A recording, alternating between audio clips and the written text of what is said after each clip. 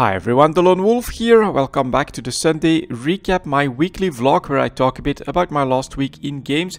As always, we'll start with EVE Online, and it's been a pretty good week in EVE Online. I've spent a good amount of time in the game and I've been decently lucky this time, I would say, with my exploration runs. Now on some days I still found absolutely nothing and it was decently disappointing to do so, but I've been decently lucky then when going after refuges to get some escalations that did not end up in low sec. So that always feels pretty damn good that you can do a refuge and then have a 3 out of 10 come from that. Next to that, I also got some nice support from you guys. I'm very grateful for the contracts that I got in the new market hub with some free fuel blocks there. That definitely helps us keep everything fueled without needing to invest too much ISK in it. But overall, yeah, it's been quite a good week, but a stable week, I would say, a pretty general week like we've seen them in the last couple of weeks in EVE Online. I think it's the situation in general for the game. People are also pretty stable, I would say, in nullsec, and looking at the market, the increased supply a little bit in the destroyers for tech trees, I think to me indicates that things are stabilizing in wormhole space as well. So that is a little bit unfortunate, but hopefully CCP can come up with some interesting ideas that might be divulged in at Amsterdam and at the other EVE meets, of course. So definitely looking out for all of that information. And then for next week we'll have the Guardians Gala. I think it's the third one with some unique skins, and well, they haven't released any of that on CC yet, so we can't really give you guys any previews or explain or tell you guys that, yeah, this is going to be very doable in a cruiser, or you might want a battleship if you're an alpha, or it's like actually really easy and you can run this in a little destroyer or something like that. So I've been prepping a little bit for that. I've basically taken some trips in my auto jackdaw, which have been quite a lot of fun. It's such a unique little ship, in my opinion, tech 3 destroyer that has missiles, has that super strong tank, and can basically either go very fast or become even more tanky than what it normally is. It's a lot of fun to play with the auto jackdaw, to be honest. But we'll see, of course, next week when the Guardians Gala hits TQ, what that will be all about.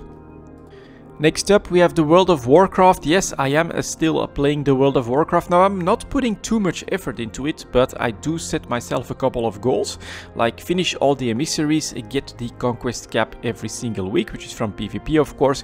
And then if I have extra time, I do some LFR as well, which I've managed to do this week. Now, the conquest cap was not easy on one evening. I'm not sure exactly what was happening there, but it was just Russians and Russians and Russians, which means that they like to drag out those battlegrounds, especially those Alterac valleys, by having a big Zerg just grind everything down in the middle for an hour on end. That was one evening where I had to put in some effort just to get 100 conquest points.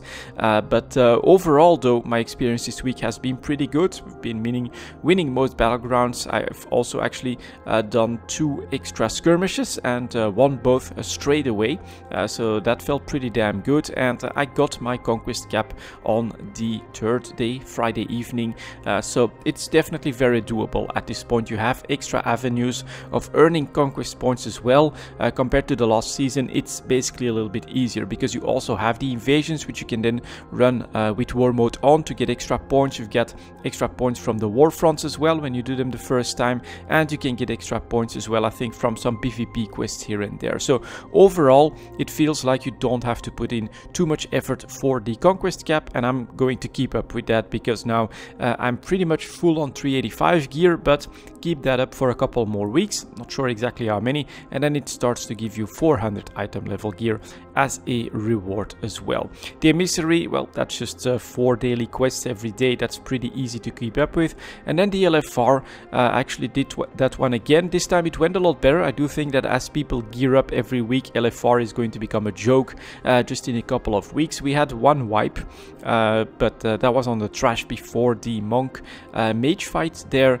But overall, though, I did start to feel like, yeah, these guys are gearing up as well. They are being more powerful, and there's enough of them here just doing that to take a look at the raid, not necessarily to get gear out of it, that we can basically just zerk through all of that. And I'm not really willing at this point to commit to more for the World of Warcraft log, like going after mythics or like going after harder raids or anything like that. Just those three things: Conquest Cap, that's pretty much a must for me. The emissary as well, it's really easy and I enjoy the world quest. And then the LFR is my option if I want to spend a little bit more time in the World of Warcraft.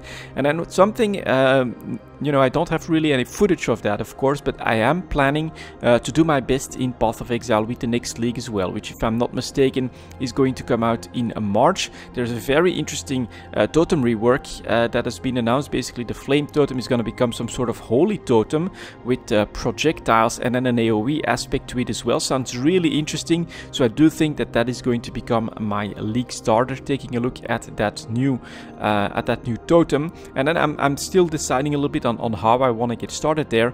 And so if there's anyone here that plays Path of Exile and can answer that question, that is still around here at the end of the video, of course.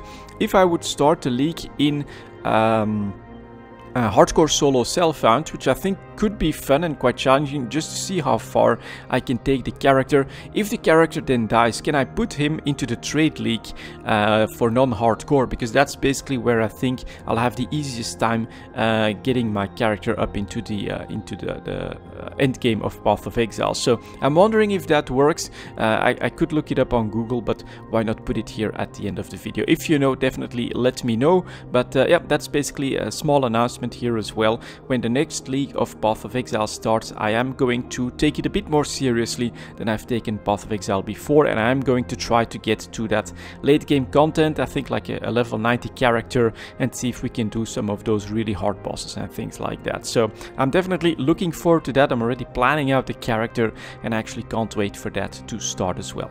And that was my last week in games, guys. Thank you very much for watching, and I'll see you all next time.